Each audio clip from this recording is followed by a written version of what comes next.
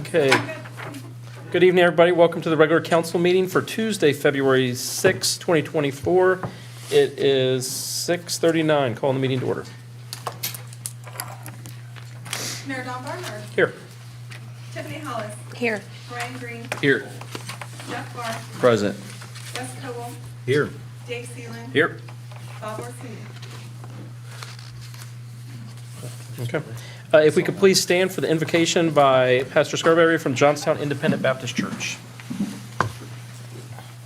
Heavenly Father, what a privilege to be involved in our community, and what a privilege for these men and women who have important jobs and are giving their time to also serve in our community. And I pray for them tonight, Lord, you'd give them wisdom. Certainly our community faces lots of change, and we need wisdom to know how to respond correctly to it, to kind of see ahead in the future. We have our school superintendent here tonight, Lord. We're grateful for him, and we pray for him as he leads our schools, to give him wisdom. Pray for our board as well. Father, we thank you that we have freedoms to be able to do even this, to pray before a council meeting, and I would just ask that you would help them as they conduct their business tonight, Lord. In Jesus' name, amen. Amen. Please remain standing for the Pledge of Allegiance. I pledge allegiance to the flag of the United States of America and to the republic for which it stands, one nation, under God, indivisible, with liberty and justice for all. Thank you, everyone. We have a new agenda item tonight. We're going to do approval of agenda. Everyone has seen the agenda. They've received it from Teresa. Do we have a motion for this item? Oh, motion to approve the agenda? We have a second. Second. Tiffany Hollis. Yes. Don Barnhart. Yes. Wes Cobble. Yes. Dave Seeland. Yes. Jeff Barr. Affirm. Brian Green. Yes. Okay. We have a special guest tonight. We have Dr. Wagner from the Johnstown Monroe School District, Superintendent. He's going to give us the state of the school briefing tonight. Let us all know what's going on there.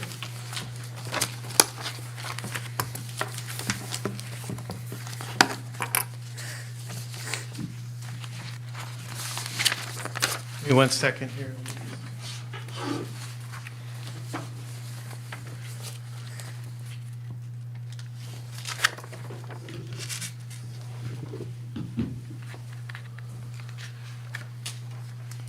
Do you want me to add some filler while you're doing that, Dr. Wagner? Yeah, an interpretive dance would be good. I didn't bring my, I don't know what they call them, but those little tassels you kind of Yes. do it around. While you're doing that, I said I'll use some filler. Dr. Wagner was kind enough to join the mayor and president of council. We met with Kenny McDonald last Wednesday, and I thought it showed a great partnership that the city and the school are working together. And the one thing that I wanted to highlight is Kenny McDonald, CEO of Columbus Partnership, stated that the fact that we have that collaboration and that teamwork and that desire to work together puts us at an advantage from an economic standpoint. So that was one of the takeaways of many that I took away from that meeting. But that speaks to the relationship and the commitment that everyone, I think, through the school board and through this council are trying to work together to harmonize our efforts, and so that we can do the best we can for the community as a whole, whether that's scholastically or from a quality of life that we're living as residents in the area. So, good filler? You're good? Perfect. That was perfect, Phil. Absolutely. I agree, it was a great meeting, though. Thank you. Thank you for attending. Oh, my pleasure.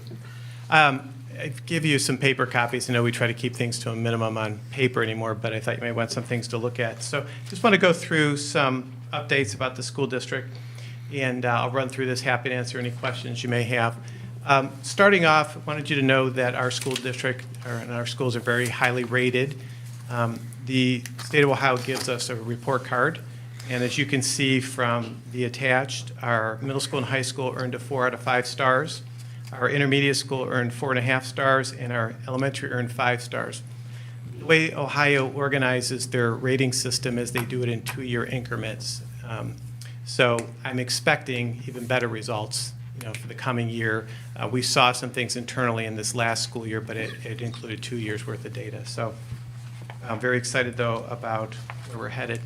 One of the things that we took a significant focus last year was looking at the area of math. And last year, we did a deep dive and a study, and we actually adopted and implemented a brand-new math curriculum for which we're rolling that out this year. We also created 2 math coaching positions. We felt it was important to not only help implement this new curriculum, but also help train people in the new curriculum. And it's an articulation from kindergarten through 12th grade, and that's so important. We have partnerships, as Mr. Stannard said. We've been very fortunate with some of the business partnerships, and these will be a couple things that you'll see me reference later on. We have a partnership with Meta from New Albany, the data center, and they've donated or sponsored $300,000 for the school district. That was in August. And then in December, we received $250,000 from Intel. Both of these efforts really help us with our STEAM education program. And before the meeting, there was questions about what's offered in the schools and drafting and, CAD programs. We don't have some of those things now, but they look different. I mean, they're shaped in different ways. I don't have that part of the presentation, but we actually have 3D printers now and a lot of modeling that goes with that. So you don't have to look at it 2-dimensionally. You can get into 3-dimensionality with some of these things.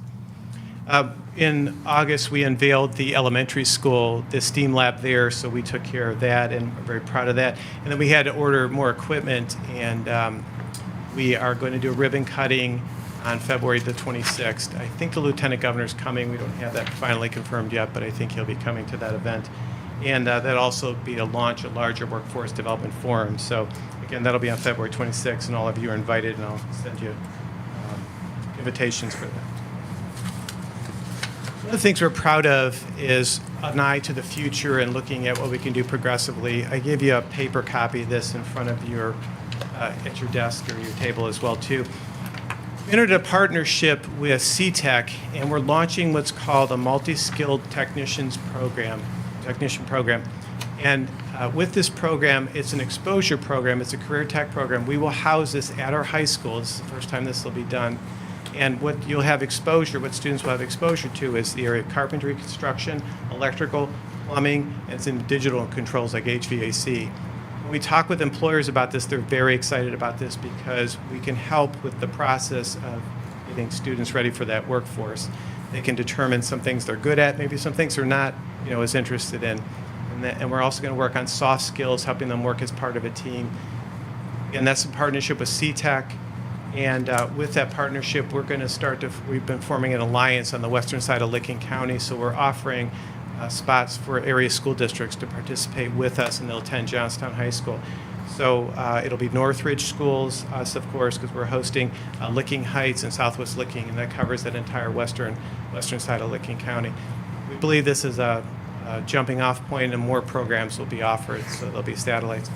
If you're interested in knowing anything about the program, again, you have more detail in front of you, but there's options with this, and it's a part-day program, and then we'll fill in with the normal curricular expectations, your math, your English language arts, history, and the like. But what we have there, and you can see, is we have a morning section, so you'll have your first 3 classes in the morning, and then you'll have the rest of your curricular expectations, and then there's an inversion. We'll do that in the afternoon. We expect to have 60 students for this program, so it'll be 30 and 30. This will be a 2-year program. Next year, for the seniors, it'll give them a little panache as they're going out the door. They won't have the full credentialing because they'll have 1 year. But next year's juniors will be all ready for that. If this goes well, again, then we're expecting this will spawn more collaborative programs like this in helping their workforce. This year, we also saw some administrative changes. We have 4 building principals. 3 of them changed. 1 retired and 1 left for another position. So we hired Robin Wagner, who's the principal now, no relation, at Johnstown Elementary. Ben Jagger is now the principal at Johnstown Intermediate, and Angel King, Johnstown High School. Chris Allmendinger continues in her role. We have a very strong and collaborative administrative team. A couple other administrative changes. Debbie Seibel retired, but we wouldn't really let her retire because she's such an asset. So she agreed to work part-time. And with all our new curricular initiatives, she's now serving as the Director of Curriculum Instruction and Technology, and that's pretty much her sole focus. And then Derek Busenberg was the high school principal, and he moved into a new role where he's the Director of Operations for the district.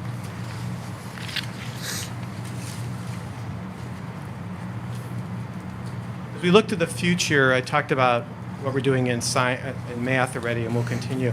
We're also exploring some other areas that we can improve upon, and we're looking in the areas of science and English language arts. Initially, we were just going to look at science. When you have an adoption, it's a big effort. It takes multiple years to get this done and fully implemented. But the state of Ohio, if you've heard about some of this, is implementing what's called the Science of Reading. And so we are going to also look at a K-5 elementary to intermediate English language arts curriculum. So that'll be coming this next year as well, too. Again, we're getting ready for that. High school addition, we're getting ready for the future, and I'll talk in a minute about enrollment and what we look at our projections. We're getting ready, and we're meeting with, we're getting ready, I should say, an RFP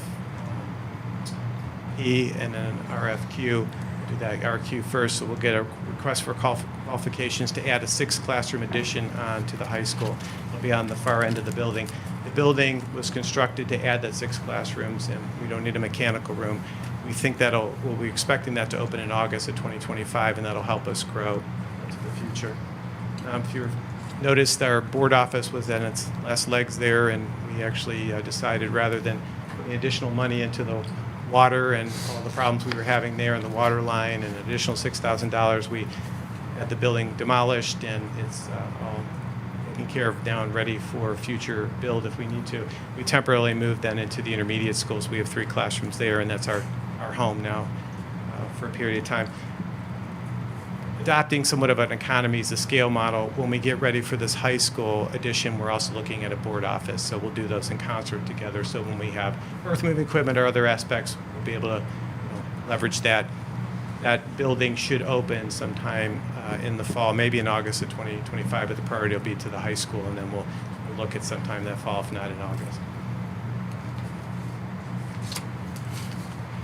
Compensation agreements, you've heard a little bit about this and wanted to highlight some of the things we've accomplished this last year. Mr. Standard talked about partnerships, and I think this is certainly something to celebrate. So with the City of Johnstown, we have 2 agreements that were settled right before the end of the calendar year. First, we have the compensation agreement. We largely built that off with the City of New Albany, which used with school districts. I'm familiar with that model from my last school district. This one's a little different. We don't have the Columbus impact. We don't have the water impact coming from Columbus, so we could portion more of the monies to the City of Johnstown. So you see the demarcation there. So it's 27.5% for the schools and the 72.5% for the City of Johnstown. Mr. Standard's been good about looking at comprehensive planning, not just for the City of Johnstown and representing the community, but also looking larger. And the school district is 52 square miles. So there have been some discussions already with Monroe, Liberty, and Jersey Townships. So we're looking forward to similar compensation agreements with them. They'll be different because they're townships, of course, and not a city, but it could be similar models and similar cooperation. The other thing that we were able to finalize by both the City Council and the school district was to have our economic development incentives agreement, and that'll be for the annex land that's coming up here, and that includes the mixed use with the City of Johnstown. So we're happy we could actually take the compensation agreement and apply it to an actual project and then put the overlay of what the particulars are with that. One of the questions I receive all the time is, what is our growth looking like in the school district? You can see from the chart here, this is one that we produce. We don't have a professional firm that comes in and projects these numbers. Right now, it's a little early for us to be able, we don't know exactly what all the Intel impact will be. This is based on trend and what we can see in our forecast. What's interesting for us is our enrollment is about staying even right now. People think we're growing, and we're not. We've lost within the 52 square miles. We have a report of over 60 homes have been demolished already or taken over, so we've lost students there. There are some new developments coming in, and there will be some more with the apartments coming in Leafy Dell. So we're staying about even right now. We were down 6 last month. We're up about 4 now. So, and eventually that won't be our future, though, so we're preparing for that, and always an important aspect of what we're focused on.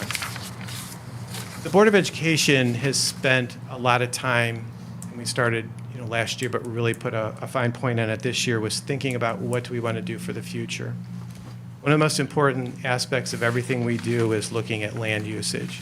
Within that 52 square miles, again, anytime there's a parcel of land, how is that transferring? What is going to happen with that parcel of land?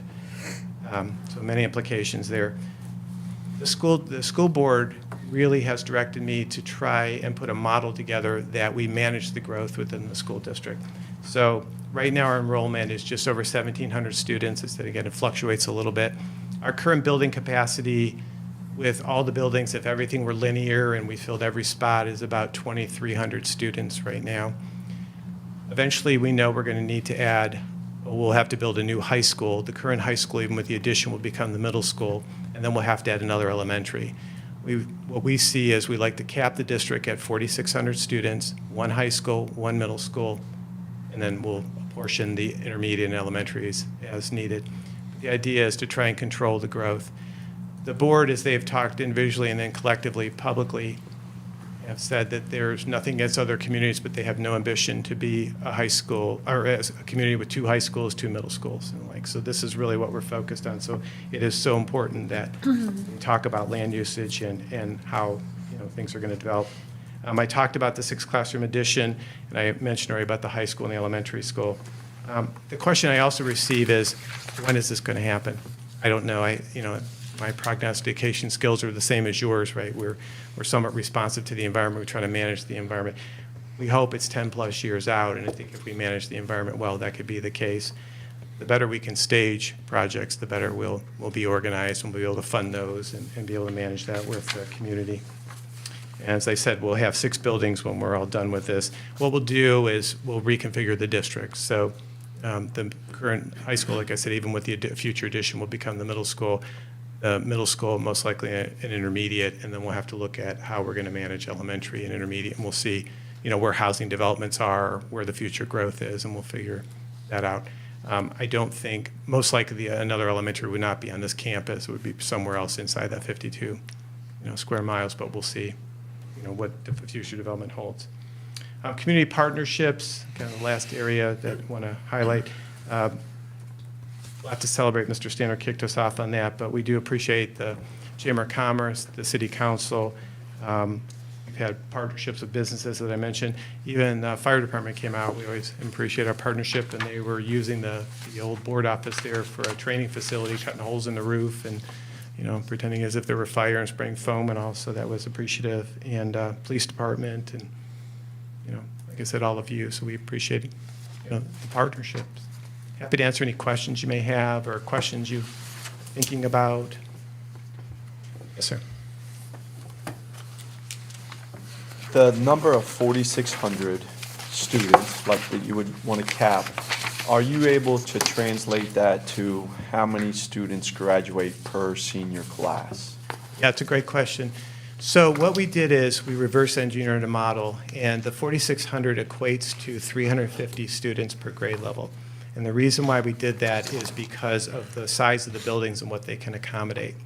So I'll give you an example. The current high school, we can add on to that building, and then that'll take the capacity from 550 to 700. So in the future, we know we can hold 2 grade levels in that building at 350 a class. So everything in our model is predicated on 350. It's a little off in some places. Like if you look at the intermediate, I think it's like 347 the classes equate to, and I think at the elementary, it's like 361, but for all intents and purposes, 350 is our number. And that's where the district grows to no more than, it's slightly less, but we call it 4,600 students. The follow-up on that is roughly how many students graduate per year now? That's what I'm interested in. About 100 well, it's between 120, 130. So my class 36 years ago was only 117. So to your point, it really hasn't grown. My next question is, Well, if I can add to that too before you ask your question. Please. One of the things you see in high schools typically, or when you watch students, there's a survivorship you watch, and sometimes you lose students in high school grades too. So you Sure. watch, we're always watching those numbers. I think with some of the advanced, well, I don't think, one of the things with advanced offerings, the other thing that I gave you on your table there is a reorganization of our math curriculum. So you'll see now what's coming in the future. By the next school year, we will have the highest level of math available. We'll take the district to a Calculus BC. Next year will be Calculus AB, and then eventually the top end will be Calculus BC. So we want to look at, we're watching to see, are we losing students after middle school. Sometimes that happens when your housing stock changes as well, too. So, Okay. yeah, but it hasn't generally changed that much in recent years. If you're able to, when you talk about the future planning, when you talked about a new high school building, is that existing campus, or would that be at a new site? If you're able, That's going to need some collaboration. There's not enough acreage on this campus as it currently exists. Right. The idea would be to locate in this area because of the amount of money and the facilities that are located. That stadium's beautiful. We want to try and maintain that. okay, The high school, probably a little more than your question, but it's interesting. The high school, based on that 350, would have a top end. We would build the core to 1,400 students.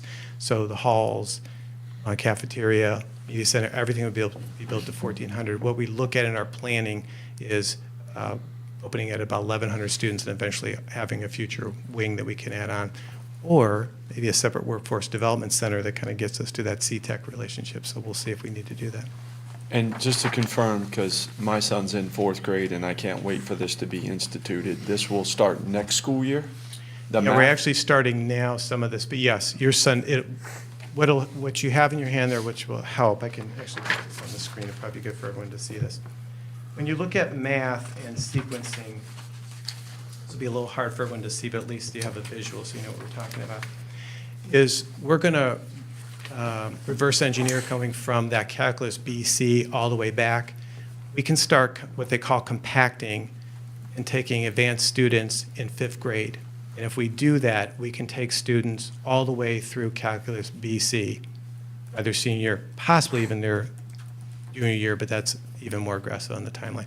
But it'll be that compaction, so we'll start, what you'll see in essence, and this isn't as linear as I'm going to present it, but you'll start to see in 5th grade, we'll start to offer 6th grade topics, and eventually you take 2 years and we'll compress three years of education into 2 years, and that starts your acceleration, and it puts students on tracks then.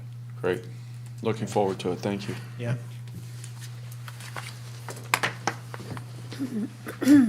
Anybody else? It's interesting, this city council, 6 of the 7 have kids in elementary, or 5 of the 7 have kids in elementary school, 1 in independent, and 1's going to have 1 in elementary school in a few years, so. It's an exciting time to be in the schools, the community. I think there's a lot. And we're developing, and I wanted to keep this reasonable today, we're developing pathways for students. So really, when we're in middle school, we're trying to look at 3 options for students, and we're working with them. And that really starts to formalize in the early high school years. But we're going to look at students going right into the workforce. So some of that, when I show you the CTEC track, that's a pathway. We're looking at a pathway to matriculate to college or some form of tertiary education beyond high school. That could be 2-year professional, culinary arts if you want. And then the third one is military. That's our smallest track right now.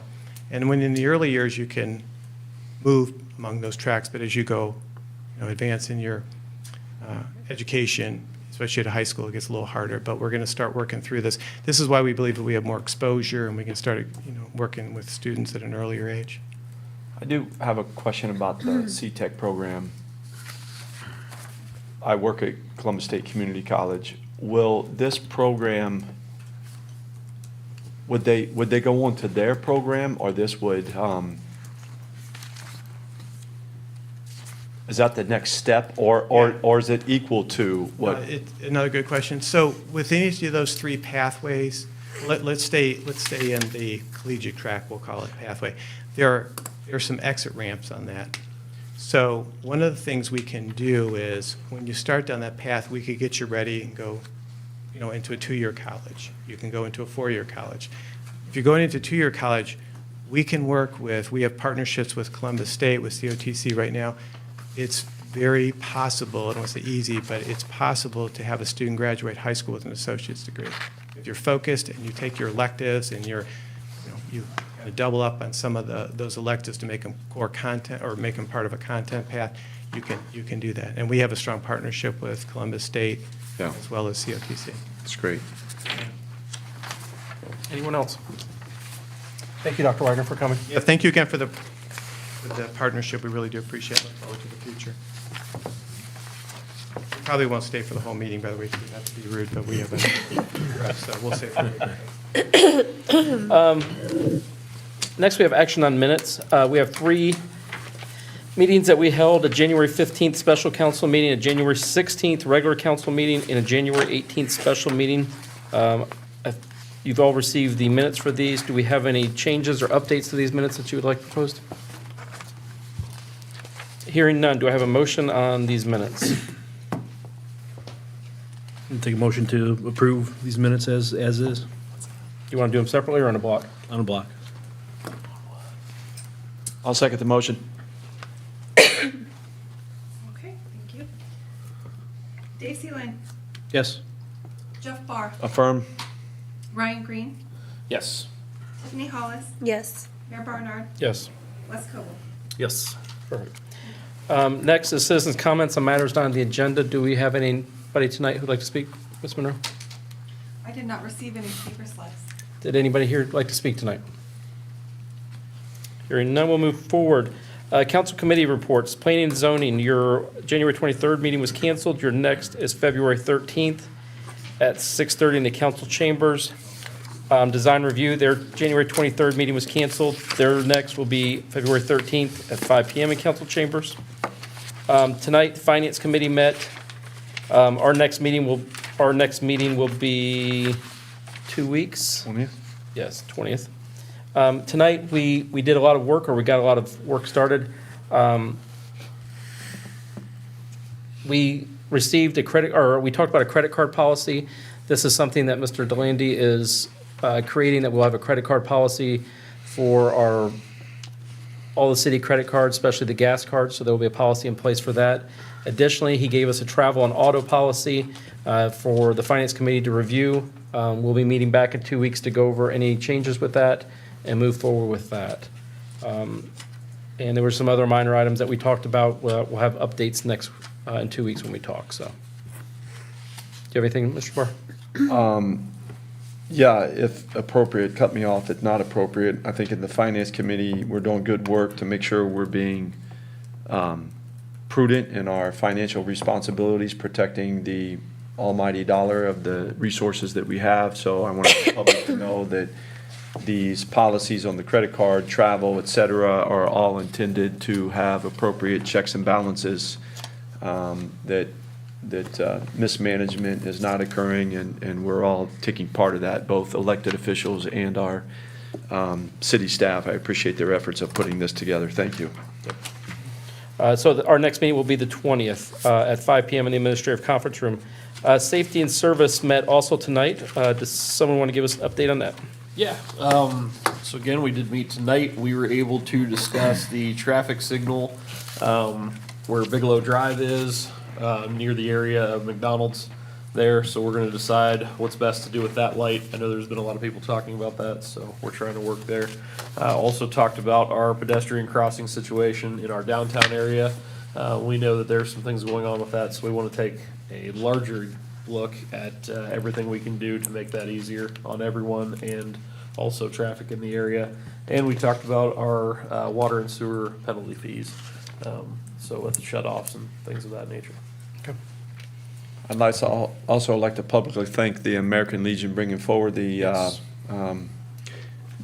funding in the downtown crosswalk study, what to do best to make it safe. They've initially brought this to our attention and have some willingness to help fund this, so wanted to thank them for their involvement. It's a great thing when the city and organizations can partner up, and this is another example of partnerships within the city. Mr. Stannard? Did, as the committees, want to bring up any recommendations that came out of those committees from an actionable recommendation to the rest of council? Yeah, so at least from safety and service perspective, we're gonna take a look at a few of those, and come back and meet later on. I know on the review of the water and sewer penalty fee, we did discuss that a little bit. We started talking about that in our last council meeting, and it was merited further conversation, so we did take that into committee. And, we'll be making a recommendation to council. We could do that now if you'd like, or we can bring that up in other business to discuss it a little bit more. If I recall the minutes correctly, Teresa, if I'm going wrong, there was a recommendation by the committee to recommend to council for the $50 Moving from 25 current Yes. shut off to the $50. Correct. Okay. Yep. And again, we can discuss that now, or we can discuss it in other business. Where it's easier, Teresa, now or in other business? It's up to you. Now It's gonna seems take more than appropriate. 10 minutes. Let's go ahead and do it now. Okay. All right, so again, we took a look at it, and we want to move that fee, the shut-off fee, to $50. So if you're shut off, you'll be assessed that fee.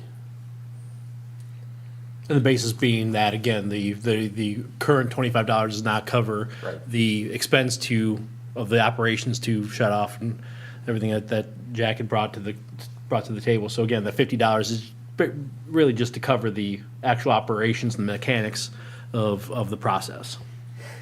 If council wants to have a discussion, we'll officially come back next meeting with an amendment to the ordinance, and then you all can do a formal adoption of it then. But obviously, just a general discussion helps us realize if we're going to spend time as a staff on a document, and then it comes before you all, it may not have that participation. I think So- when we brought it up 3 weeks ago, there was general consensus that we just wanted more in-depth Sure. look at it. And if the Safety and Service is recommending it, then Then we'll move forward. Yeah, and looking at other, talking about what other cities, municipalities, what they do, obviously the general service fee of a plumber to come to your house, you're looking probably closer to $250. So, and also just the barrier of entry, we did talk about, if you have fees that you can't afford, do you need another fee? We don't want to make it too high. We want to make it manageable, but at the same time, we do want to have some sort of barrier there. And we do know that other municipalities and water sewer providers are more than ours currently at the $50. And Teresa is going to take a look over the course of the year to see if it helped deter the $25 increase. Did it help deter the number. the number? And then we'll revisit again if it was Right. appropriate.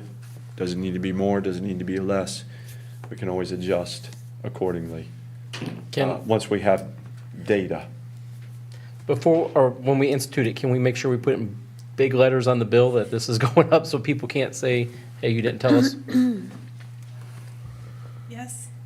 I mean, people are still not going to read it, but, Customer comments like notice, Yeah. shut off you increasing. Yeah. Perfect, that's perfect. Yeah, we can I think put that helps people on the March acclimate. bill. Yeah. Thank you. anything else from those? Okay, we're going to move forward to director reports. We received the water, sewer, and street reports. Did anyone have any questions or comments about any of those three that Mr. Liggett can answer for us? I have one item, Jack. On the water, both for shutoffs and for training hours, the graphs, can you ask them to, when they show those graphs, if they could put the last 11 or 12 months with it? Because when you're looking at it, those, you're only seeing one bar. It's Absolutely. kind of useless at that one. So if they could add that, it's more beneficial. And then if you'd like, go ahead and give your service director report. Okay.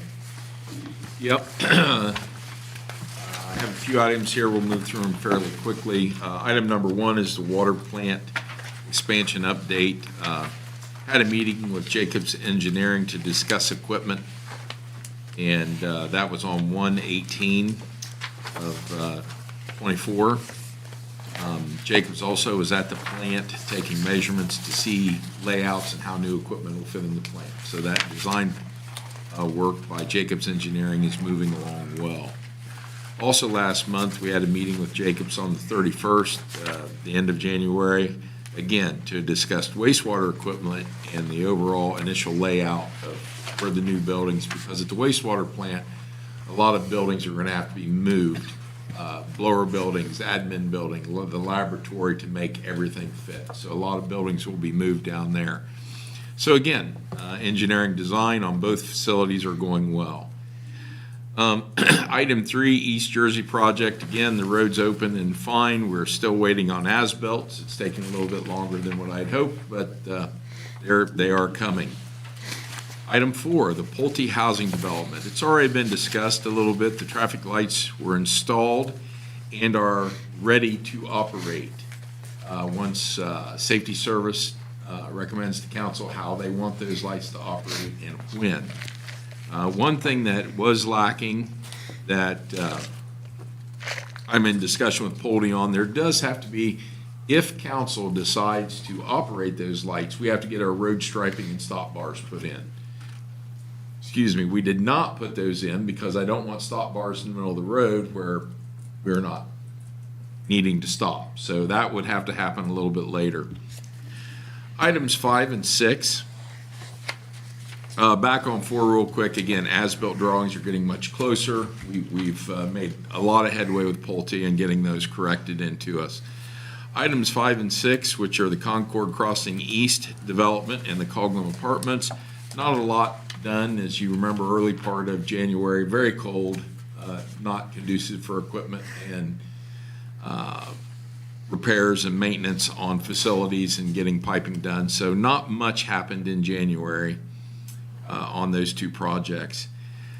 Item 7, I just want to bring forward, it's hard to think of now when we have 50-degree days in February, but back in January we had some very severe cold, hard conditions to work, and I just want to commend the street department efforts during that extremely cold event, out there plowing snow and putting salt down. They were supported by water and sewer department utility workers.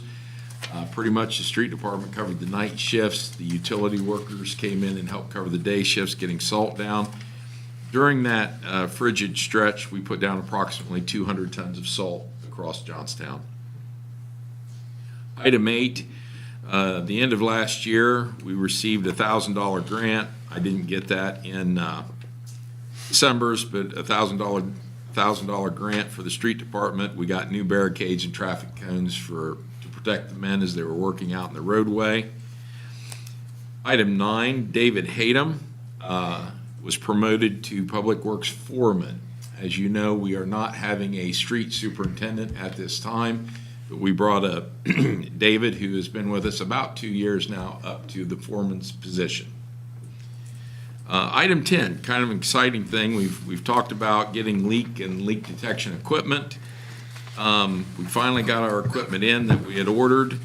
It's paid for, and we had a 2-day training with the company how to use the different pieces of equipment. And during our training, we actually found our first leak during the training, and the training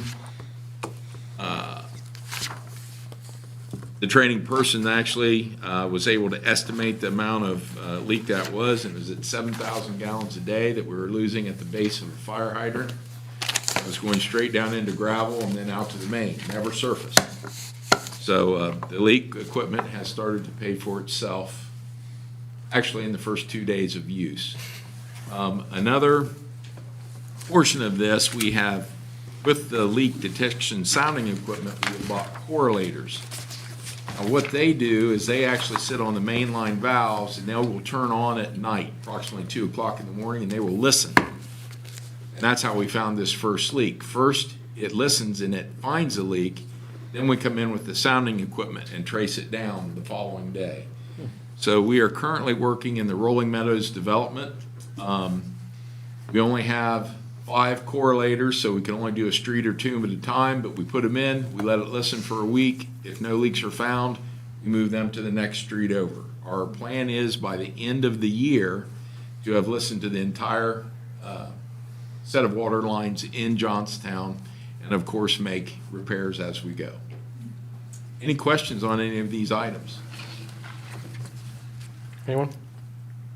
Jack, is there, on this number 10, exciting, I do agree with you on the saving of water, right? But is there a, how I want to ask, like, can you correlate the cost of this equipment to some kind of return on our investment? Like, do they, you know, I know it's. Well, for this, and the answer is yes, but I'll need some more information from the finance department, which, again, we've just started working with it, so we're going to work our way into that.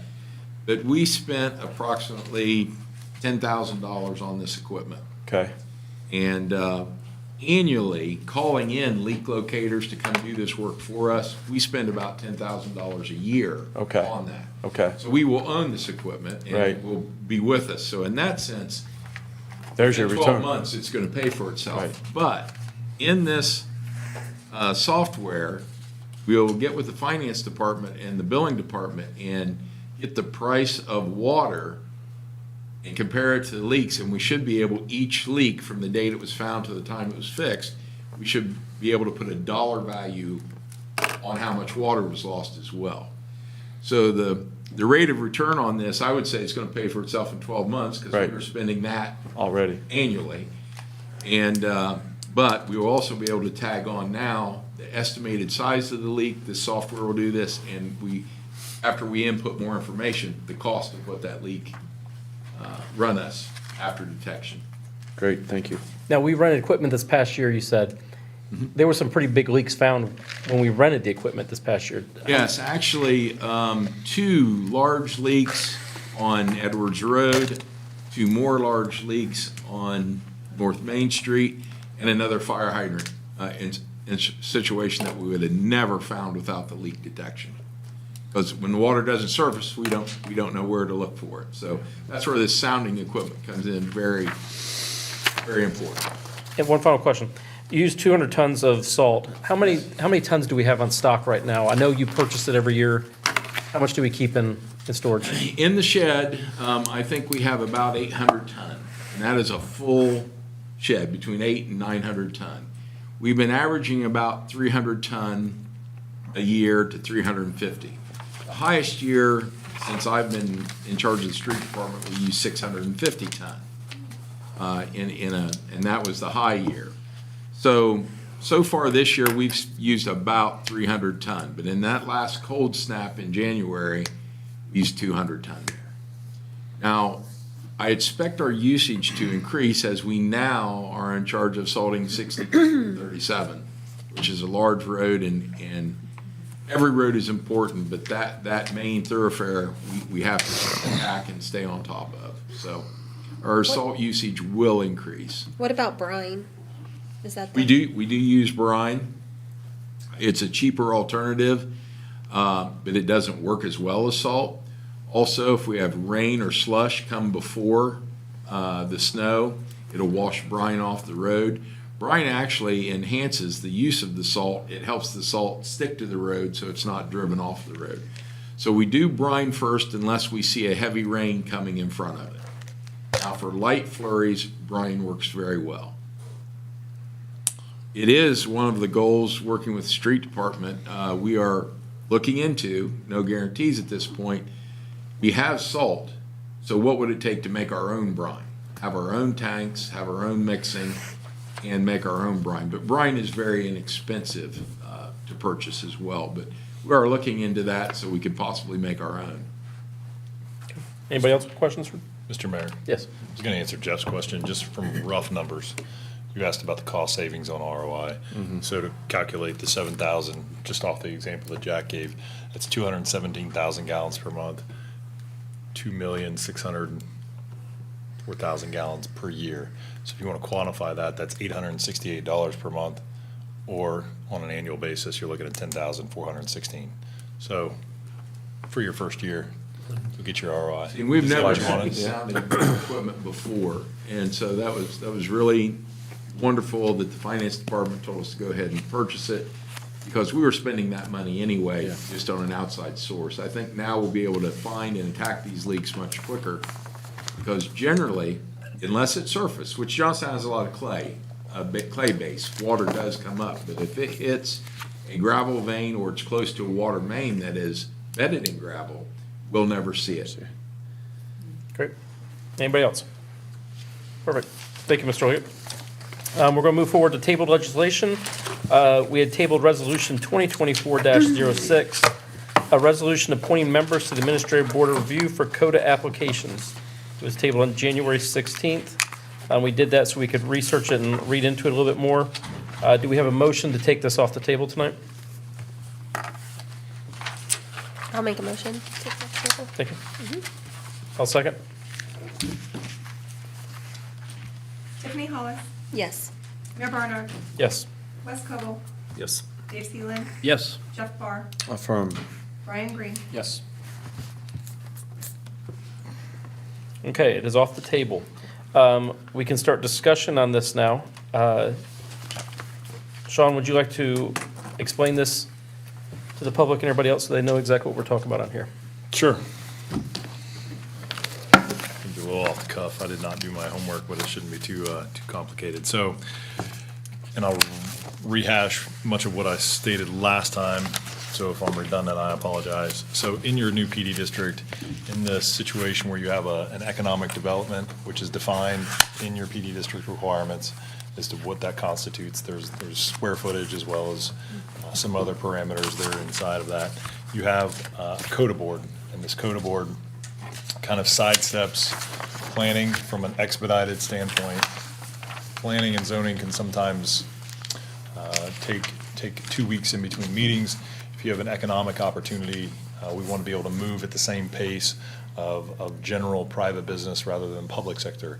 So knowing that that may be a hurdle or an anchor that's dragging that down, this CODA board would then meet outside of that planning and zoning with the development project to kind of push it along. It still would need final approval by the council as a whole, but this is, like I said, to kind of take those time restrictions away from the normal scheduling of planning and zoning and fast track that, but only in the circumstances of economic development. And like I said, those parameters are defined in the packet and in the PD ordinance if you want to dive into those a little bit further. So if memory serves me correctly, I'm appointed to that, as well as I believe the city planner.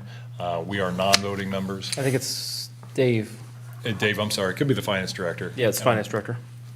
And I think the planner may be on there as Oh, well. no, it is the city manager and the planning director shall be non-voting members, sorry. I'm going from You're memory. correct. All right. Don't worry, I'll You'll stub rub it my in toe later. along the way here, I'm sure. I think we So, listed it as a designee. Wasn't it originally, I think it was city manager's designee. yeah, I'm a non-voting Originally, member. yeah. And So so, it could be either, but it may be listed as planner. It does. We might have ended at planner. so. It says, in addition, the city manager and the planning director shall be non-voting ex officio members of the Yeah. ABR who shall have privileges and participate in ABR deliberations. and then 3 council members, one of which is distinguished with the council representative to planning and zoning. So, if memory serves me correctly, you need to appoint 2 members. Which Mr. Green's automatically on it as the zoning. Correct. That give you the highlight reel. I don't want Yep. to get too far into the weeds, but if Nope, you you're have good. questions, I can try to answer those as well. Other than those 3 representatives listed under section 1, who else makes up the CODA That's it. that votes? I believe it would just be the 3 council Just members those that would 3 have council the members? There's voting no one else? ability. But then it goes to. Council. Council. Goes to Council. council, Final. but there's nobody from, for example, development companies, other, Not on this. This is just, this Just is for just ourselves. council to help speed it up, get it moving along faster. okay.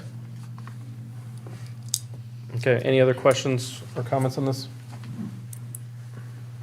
Do we have any recommendations for who would like to be on this?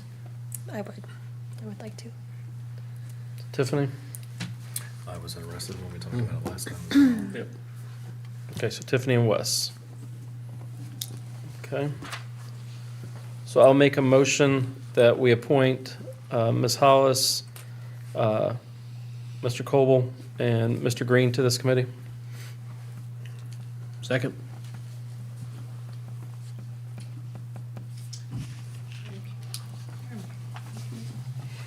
Mayor Bernard, Yes.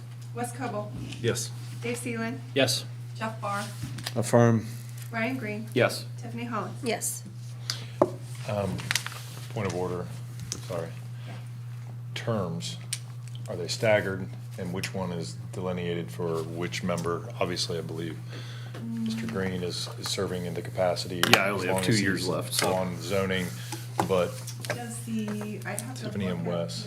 at the chapter I guess 1164. it's your Yeah. 4-year term, and Wes is a Wes is 2-year term. 2-year, so So. So as long as Tiffany would they- have the longest. Yeah. Make her the longest. it Does doesn't, chapter 1164 state terms? It does not. I don't see it. it doesn't. I didn't see it either. And that's probably, there's a list of items that MKSK and myself and our legal counsel have went through, just as we're working through the process, you learn, and thankfully nothing too monumental, but housekeeping items like this. So don't be surprised if in the next couple months you see a revised document come back across the table.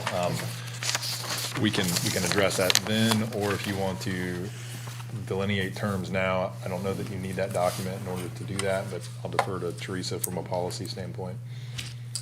If chapter 1164 doesn't talk about them, I mean, you don't have to set a term, but, Okay. if I mean, right you now it'd be want to- 422, I mean, as it is Yeah. now, so. Right. If you want to say that the term is the end of your council term, that, I mean, I can write it that way.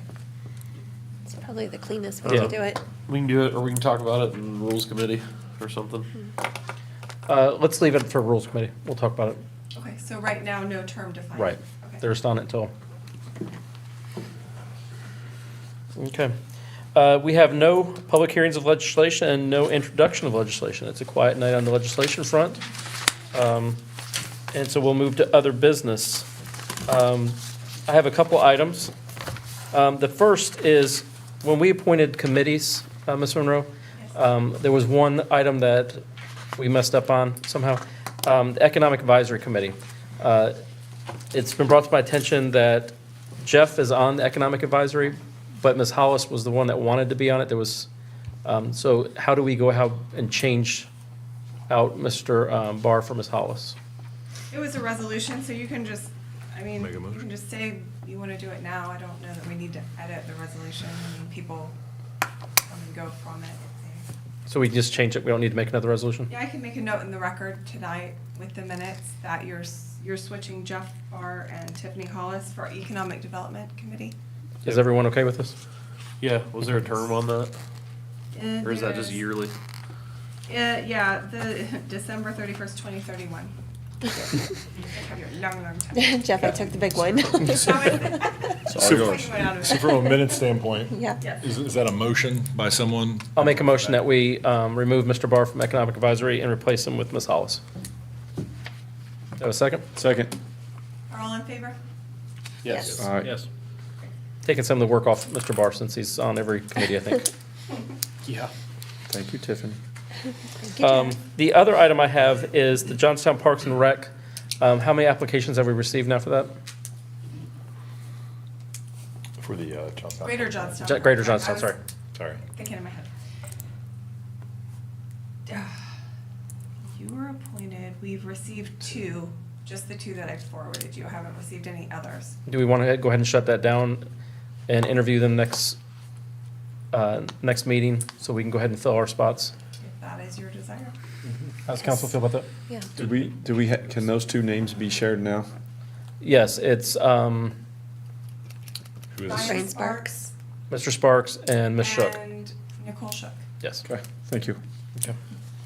And that is all I had for other business.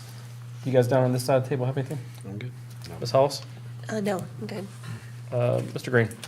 Oh, the only thing that I had, and Wes could probably tell you this too, so for Leafy Dell and the construction that we're gonna be seeing in there in the next couple months, we're off to a bit of a rocky start.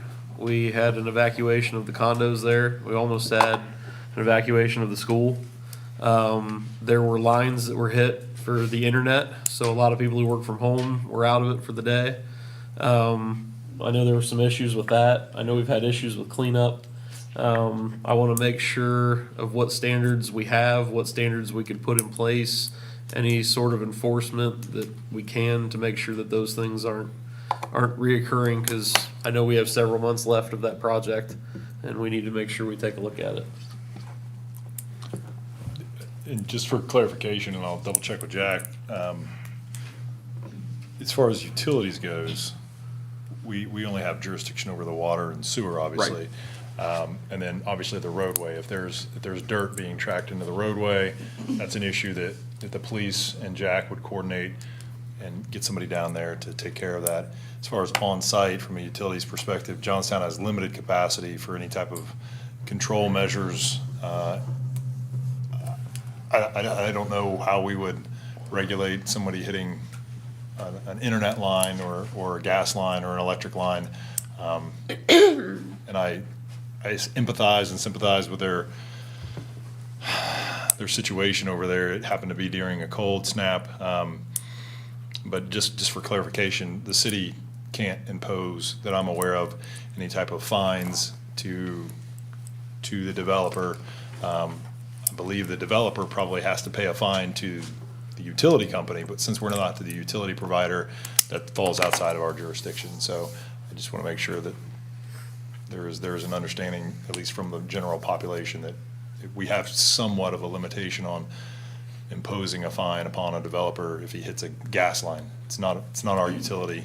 Gas company probably has a fine associated with it. Is that accurate, Jack, as well? You are correct, and as far as the mud on the road, the very next day after that was brought up in council meeting, I got a hold of our inspector from Prime Engineering, said be on the lookout for that, make sure they clean up during and after any equipment coming off the site with mud on the road, which I've been up there. Again, there's not a lot of work going on up there right now, but I haven't seen any indication of mud on the road since that time. I know exactly what you're talking about, but again, oops was called, everything was marked. Now, I don't know the fact whether the internet line was not within 18 inches of the mark, because you have to be within 18 inches of the mark. I don't know who lied at fault there, but I did not investigate that because it was not a water line, it was not a sewer Right. line. And, you know, I just want to make sure that we're doing everything that we can do to make sure that we don't have problems further down the road. And as we get more construction in the area, you know, I want to make sure we're doing everything we can to mitigate these sites and the effect on the surrounding population. A majority of the underground work has been completed though, which is the Okay. danger of hitting those lines. But tracking mud, we're doing the best we can with that. And I agree with Sean. If there's a penalty, if there is a fine, that will be between the internet company and the contractor. Okay. And But we residents did, can we reach out did to- call, we did send out a call, is that right? Yes, yes. And that's something else I was going to bring up in other business is, or for safety and service, if they could discuss, is when Ms. Monroe should send out notifications to the city. What was your policy before, Ms. Monroe? When someone told, so instead of her having to wait on a council member or someone to say, hey, you need to send this out, if safety and service can look at what events would warrant her sending this out, so that it takes off the decision-making off her plate or Sean's, and that as soon as something happens, she finds out about it, she can put it out to residents, so. Do we know how many people are signed up for that? I'd have to check. We have 3 different groups. So there's an emergency, there's a traffic update, and I think the other one is just internal. Just like general? Now, what we did find with her software from that event is she's able to narrow it down and contact people in a specific neighborhood. So if there was an emergency over in that neighborhood, she could send it just to that neighborhood. There's different mechanisms that we found that she can deploy. So it's pretty cool.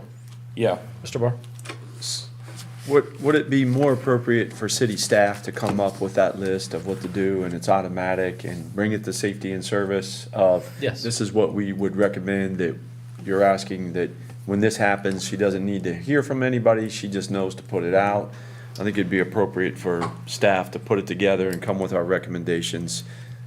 I don't even know if safety and service needs to bless it, except just to see it and say, okay, sounds good. I think that'd be appropriate, I'm good with that. if you don't mind. I'm Because you totally- guys probably know better than us what should go out and what should not go out, is what I'm trying to say. The problem is me getting the information. Like the other day, when that happened over there, I didn't even know it happened. Well, Okay. you can't distribute something if you don't Right, have it, I mean, right? I just need people to tell me, you know, if Yeah. Chief or Jack know of an emergency like that, someone call me. Well, I'm happy to put something out. I think all the better that you develop the policy of what goes out, you guys have the input of what should be, so that it's a city function. So, but thank you for putting that out. Yeah. Do you have anything else, Mr. Barr? I do. I wanted to take the opportunity to thank our local McDonald's for getting their parking lot, concrete apron, driveway fixed and repaired. It's very nice to see our businesses invest in their own infrastructure. I'm sure that those that frequent McDonald's appreciate that. And also, if the 7th and 8th grade girls have reached the championship basketball game Thursday evening at Licking Valley. Both teams had an exceptional season. I believe the 7th grade girls start at 6 o'clock. The 8th grade girls follow immediately at 7:15 p.m. And again, that's this Thursday evening. That's for basketball or volleyball? Basketball. And self-serving, I'd like to wish my son his 10th birthday on February 8th publicly, so. Good, man. Happy birthday. And I'm disappointed that Mr. Stainert didn't tell us about the McDonald's parking lot being fixed since he visits it so often, so. Knew it was coming. Knew it was coming. For anybody who doesn't know, Mr. Stainert probably hasn't visited a McDonald's in Is there 10 one in years. Johnstown? Yes. Not aware. So, do you have anything for other business, Mr. Stainert? I'm good. You're good. Okay, so I'm going to make a motion that we move to executive session to consider the employment, appointment, or compensation of a public employee, to also to have all council members and Mr. Stainert attend, and then immediately following for an executive session to consider complaints against a public official for just council, with no business to follow either of these. You need a second? Yes. I'll second. Mayor Barnard, Yes. Wes Cole, Yes. Dave Seelan, Yes. Jeff Barr, Affirm. Ryan Green, Yes. Tiffany Hollis. Yes. Thank you guys for coming tonight.